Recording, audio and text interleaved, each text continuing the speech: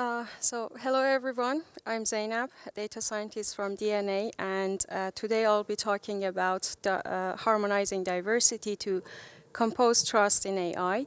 I'll give you some introduction about generative AI and the benefits that the potential benefits that it has unlocked for us, and also I would like to highlight a little bit about the major risks, especially in the areas of biases that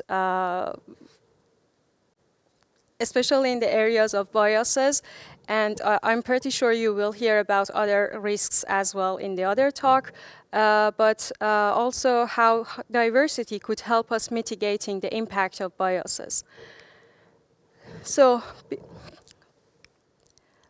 before diving into the exciting world of generative AI, let's take a moment to appreciate the impressive lineage of this field. Artificial intelligence is the big umbrella term. It's all about techniques that help computers act a bit like humans, so like us, learning, decision-making, and solving complex problems in a way that mimic human intelligence.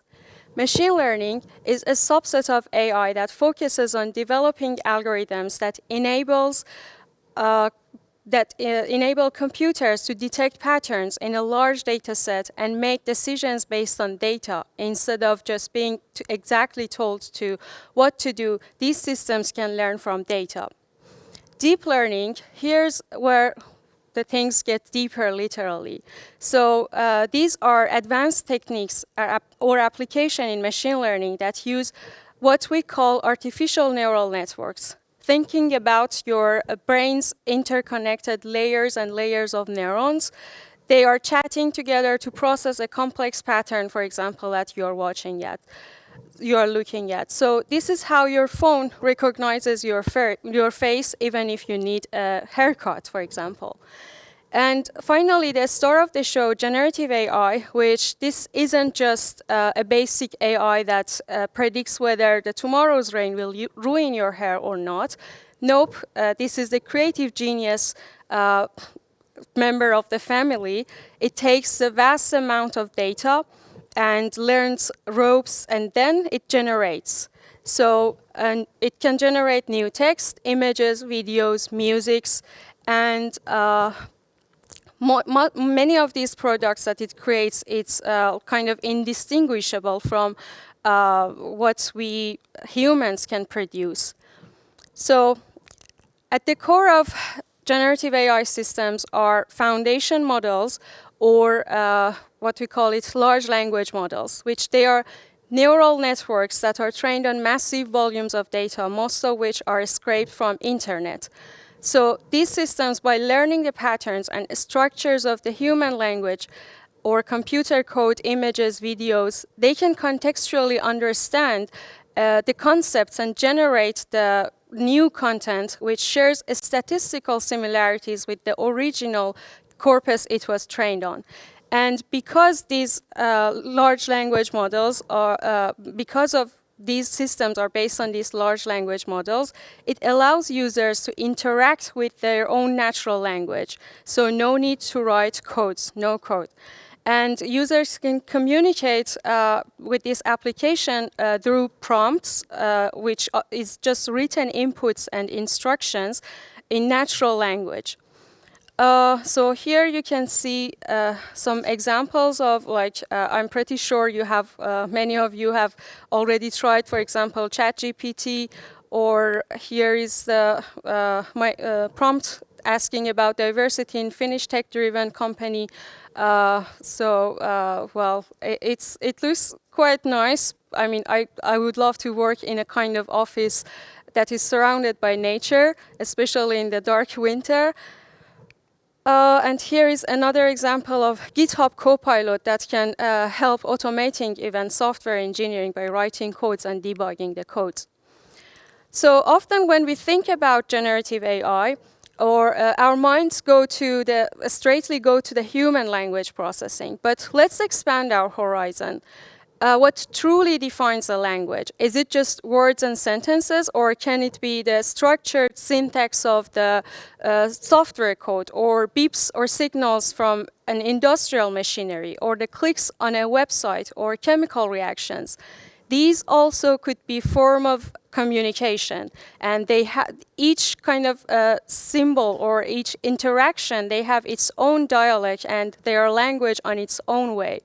So AI's ability to understand and use of all of these mentioned different languages helps us create solutions across the fields like finance, logistics, entertainment, especially healthcare, manufacturing, real estates, and so on. So as an example, what we do at DNA, so as a telecom company, we have started with developing chatbots that you can feed the large corpus of documents to it, and then we considered it tailored for specific tasks. For example, in HR processing, or we have larger documents for our products and services, so the customer agents, they can interact with their own natural language through the documents nowadays. So they can ask questions, ask similarities and differences between the products, and communicate with those documents. Or it can also revolutionize the user experiences. A Gen AI-powered chatbot, for example, in a customer service, can provide 24/7 support in resolving urgent issues, or it can recommend personalized content like replying at email, or if you are going to have campaigns for customers. And it can also help customers in completing transactions or give details about products and services. So generative AI is a great achievement in technology, but it didn't just appear out of thin air. It stands on 4 pillars. The first one is the powerful computing. So having 100 billions of transistors on a single GPU, and then multiple GPUs interconnected, providing us with a level of compute power that it was kind of a stuff for science fiction before. And the next pillar is the advanced models, architecture, and algorithm that they can provide the AI with the necessary intelligence, performance, and efficiency.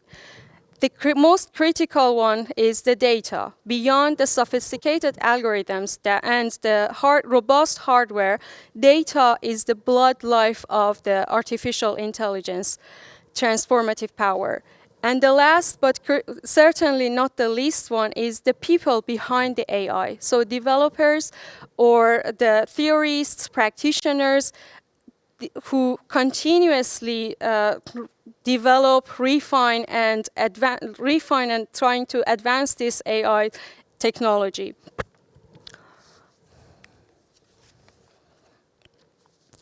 So with the rise of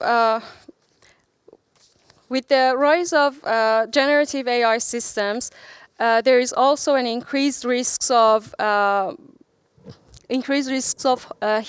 harmful biases, which refer to systematic errors in decision-making process that lead to unfair outcomes. Bias in AI can stem from many different sources. So throughout the machine learning pipeline, including the data collection, algorithm design, and human interpretation. So, I'll give you a short introduction about each of these types of biases. Data selection and data quality bias, it occurs when the data used to train this artificial intelligence system has it's incomplete, or it has it is missing some information, important information, or it's unrepresentative. So in a study done by Hugging Face, an AI startup company, it's shown that this system, which rely on broadly on the internet scraped images, inadvertently they can perpetuate the biases that are still in the society. So these systems have, like at the time of their study, they associated a specific racial profile to negative stereotypes in their outputs. Well, you can imagine how it will respond to your prompt if you, for example, ask to try to depict a drug dealer or to depict a CEO. Additionally, generative AI models have shown tendencies to reflect their creators' the creators' biases. And they reflect also gender stereotypes. For example, they have shown that adding descriptions such as compassionate, emotional, and sensitive to the prompt often results in generation of female images, but then if you add some terms like stubborn, intellectual, or unreasonable, then it will produce more male images. Another type of the biases that could happen in AI systems are algorithmic bias. This can occur when the algorithms used in these models, they prioritize certain types of kind of attributes. For example, if you consider zip code as a feature to kind of assess the loan risks, or if you consider historical healthcare spending, and to predict the future need of the healthcare. So then both of these features are reflecting the perpetuating kind of socioeconomic disparities. And another types of these biases are user bias, and this happens when individuals using AI systems input their own biases.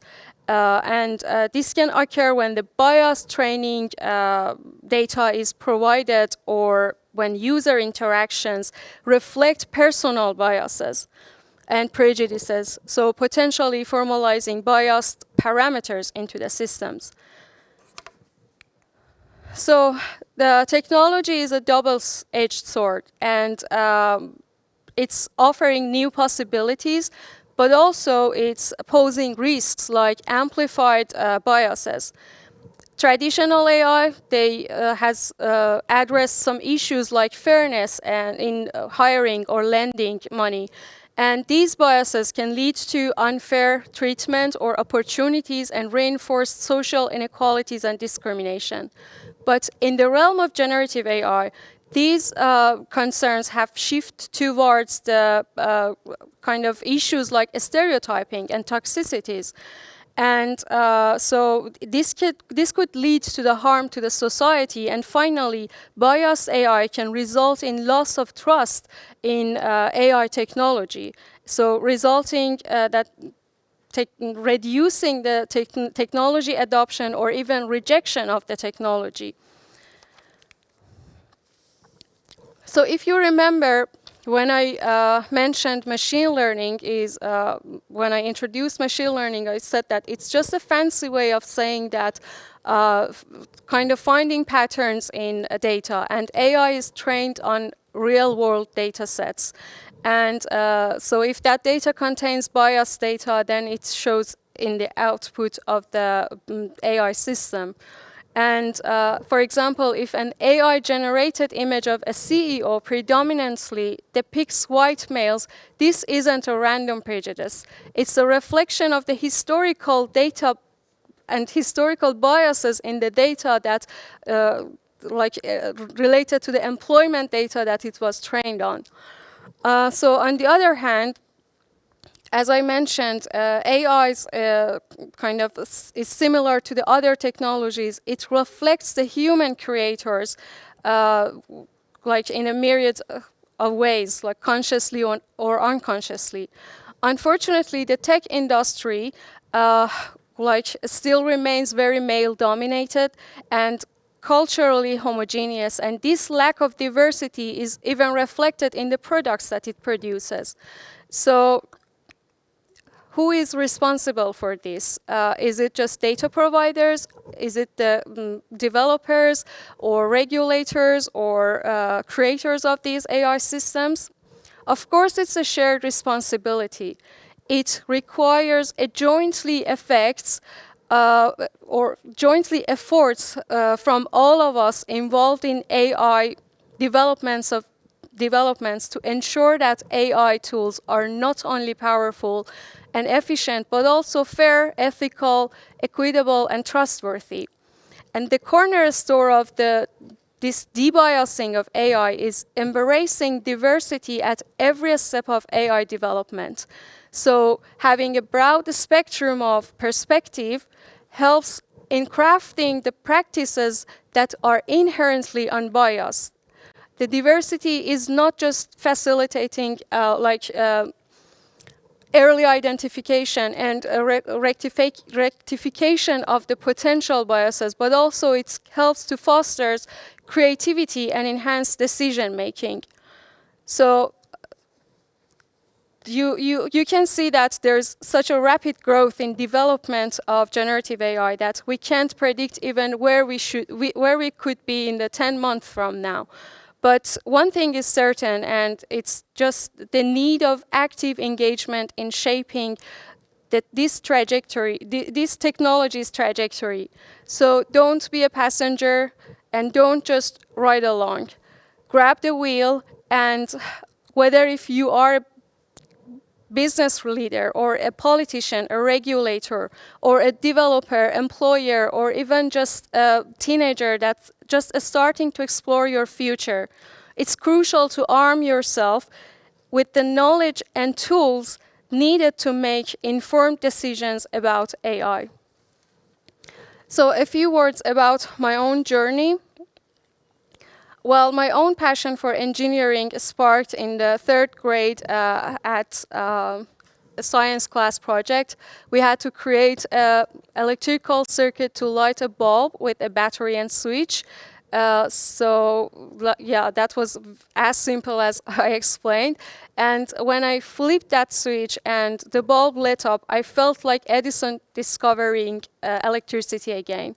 That specific bulb, when I lit that bulb, it felt like it was illuminating my path towards a career in technology. I pursued in electronic engineering, and then I moved to Finland about 8 years ago and continued my education in biomedical engineering and also probabilistic machine learning. And I joined DNA about less than 2 years ago as a data scientist and have been working on very exciting problems, as I explained, for example, in the area of generative AI recently. But before that, I was working on some campaign analysis and propensity scores models for multiple products. So here I want to use this platform to kind of give a huge shout out to my colleagues at DNA for their constant support, and a special thanks to our team leader, previous team leader, who has been just like more than a boss, has been like a mentor to me. So they have shaped a work culture that everyone feels that they are heard and they are valued, and everyone's voice is heard. So even as the only girl in the team meetings, I've always felt completely included and truly part of the group. And I felt not only being invited, but also being asked to dance. And so I hope I can also spread this work culture, especially now that I felt like I have this experience that I am, statistically, I am the kind of inside the minority group at the workplace. But I hope I can spread this diversity and inclusion culture that DNA has. So for the future girls that they are thinking about a career in STEM, I just can give this sentence, which is from a quote from a Nobel Prize winner. So if your dreams do not scare you, they are not big enough. So don't hold back and chase those big dreams. Thank you so much.